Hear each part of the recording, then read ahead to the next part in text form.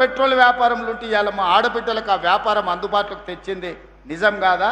బడి పిల్లలకు 27 లక్షల మంది పిల్లలకు బట్టలు కుట్టే బాధ్యత ఆనాడు పెద్ద పెద్ద కంపెనీలకు ఇస్తే ఆ కంపెనీలను మెడల్ పట్టి దొబ్బి ఈ ఆడబిడ్డలకు ఇచ్చిన మాట వాస్తవం కాదా? 27,000 స్కూళ్ళు రాష్ట్రంలో ఉంటే స్కూళ్ళ మెయింటెనెన్స్ మొత్తం అమ్మ ఆదర్శ పాఠశాల పేరు మీద మా ఆడబిడ్డలకు అప్పచెప్పిన మాట వాస్తవం కాదా? ఇవాళ ప్రతిదీ ఇందిరమ్మ ఇల్లు మొదటి విడత 4.5 లక్షలు, రెండో విడత 2.5 లక్షలు, 7 లక్షల ఇందిరమ్మ ఇల్లు ఇస్తే ఆడబిడ్డల పేరు మీదనే ఇల్లు ఉండాలి అని ఆడబిడ్డల పేరు మీద ఇవాళ ఇందిరమ్మ ఇల్లు మంజూరు చేసి 5 లక్షల రూపాయలు ఉచితంగా మీ ఖాతాలో వేస్తున్న మాట వాస్తవం కాదా? ఊరున ఇవాళ ఇందిరమ్మ ఇండ్లు కట్టుకుంటున్నది నిజం కాదా? అందుకే ఆయన చెప్పిన, ఇవాళ మళ్ళీ చెప్తున్నా, ఆనాడు ఊరిచ్చిండు, డబల్ బెడ్రూమ్ ఇండ్లు అన్నాడు, డబ్బా కొట్టిండు.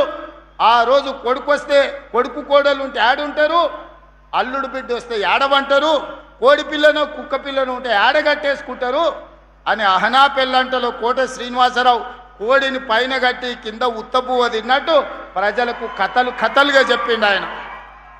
మీకు డబల్ బెడ్రూమ్ ఇండ్లు రాలే, ఆయనకు మాత్రం 1000 ఎకరాల ఫామ్ హౌస్ వచ్చింది, కొడుకుకు 100 ఎకరాల ఫామ్ హౌస్ వచ్చింది, బిడ్డకు 50 ఎకరాల ఫామ్ హౌస్ వచ్చింది, అల్లుడికి 25 ఎకరాల ఫామ్ హౌస్ వచ్చింది.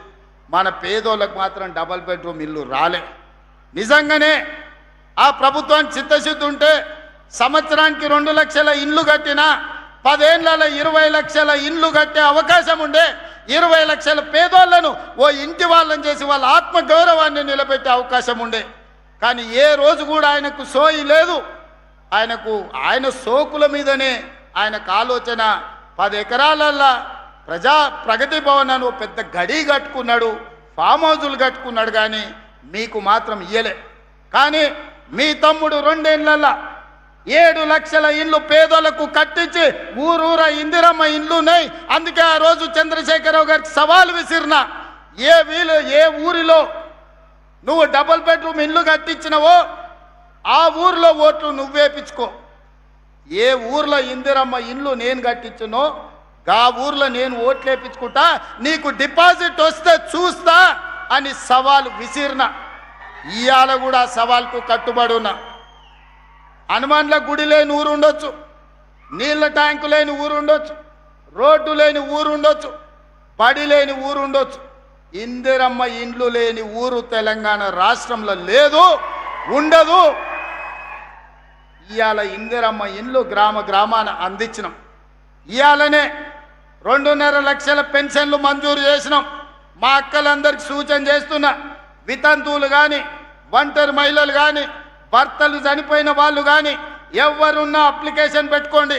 సాచ్యురేషన్ ఎన్ని లక్షల మంది ఆడబిడ్డలు వితంతువులు కానీ ఒంటరి మహిళలు ఉంటే ఎన్ని లక్షల మంది ఉన్నా అందరికీ పెన్షన్ ఇచ్చే బాధ్యత నాది, మీ తమ్ముడిది, మిమ్మల్ని ఆదుకునే బాధ్యత నాది. అదేవిధంగా చేనేత కార్మికులు అర్హులైన వాళ్ళందరికీ ఇస్తా, గీత కార్మికులకు అర్హులైన వాళ్ళ అందరికీ ఇస్తా. అదేవిధంగా వివిధ రకాల వ్యాధులు ఉన్న వాళ్ళకు కూడా ఈనాడు పెన్షన్ ఇవ్వాలని మన ప్రభుత్వం నిర్ణయం తీసుకున్నది.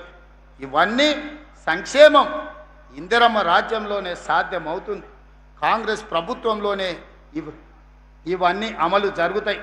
అందుకే మిత్రులారా, ఇందిరమ్మ రాజ్యం అంటేనే మహిళా ప్రభుత్వం. సోనియమ్మ నాయకత్వంలో, ప్రియాంక గాంధీ నేతృత్వంలో, ఇందిరాగాంధీ గారి ఆశీర్వాదంతో నిర్మలా జగ్గారెడ్డి గారు సంగారెడ్డిలో చేసే సేవ మహిళలకు మొదటి ప్రాధాన్యత ఉంటుంది. మా ప్రభుత్వంలో మహిళలకు గౌరవం ఉంటుంది, బాధ్యత ఉంటుంది. ఈరోజు పరిపాలనలో వాళ్ళు భాగస్వాములు అవుతారు. 5 ఏళ్ళు మంత్రి అయినోడు ఒక మహిళకు ఈరోజు మహిళల గురించి ఉద్ధరించే మాటలు మాట్లాడుతున్నాడు. ఒక్కసారి ఆలోచన చేసి ఇట్లా మాట్లాడేటోళ్ళకు ఒకటే మందు, రొట్టెలు చేసినప్పుడు సలాకి ఎర్రగాల్చి వాతలు పెడితే ఇట్లాంటి తప్పుడు మాటలు తక్కువ మాట్లాడతారు. అందుకే మిత్రులారా, మహిళల తర్వాత నిరుద్యోగ యువకులు, విద్యార్థులు ఈ రాష్ట్రాన్ని ముందుకు నడిపిస్తున్నారు. ప్రభుత్వ ఉద్యోగాలలో ఆనాడు తెలంగాణ ఉద్యమమే